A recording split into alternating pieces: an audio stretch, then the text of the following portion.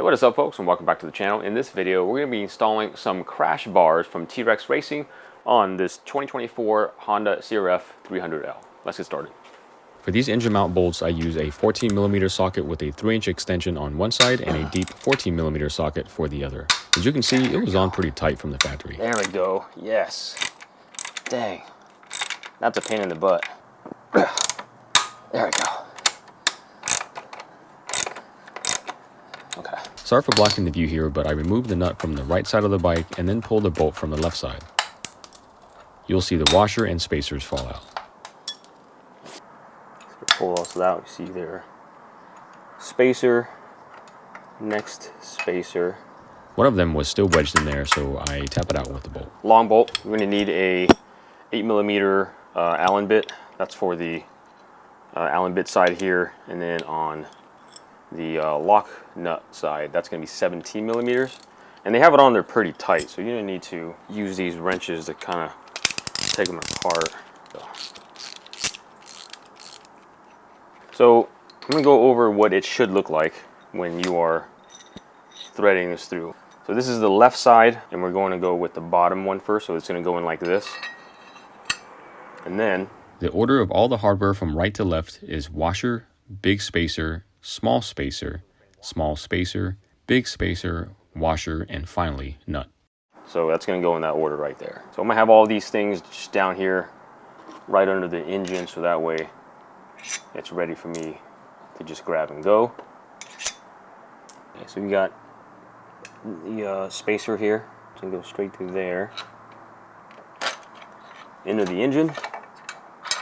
I recommend letting the crash bar hang upside down instead of resting it the way that I did. It ends up just swinging down anyway. I pull the bolt back out just enough to slip the other small spacer in there.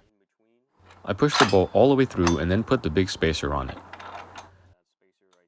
It's actually better not to put the other half of the crash bar on there.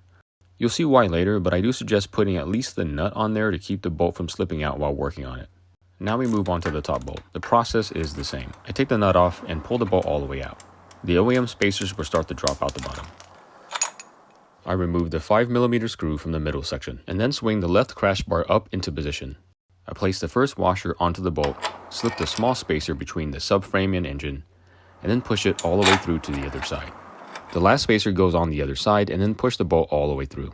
On the right side, the top of the crash bar has to go over the exhaust, and this is why I mentioned earlier not to attach it to the bottom bolt like I did. Both the top and bottom are now on the bolts, and I connect the middle section.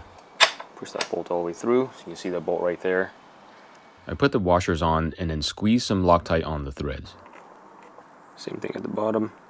Okay, so washer on that.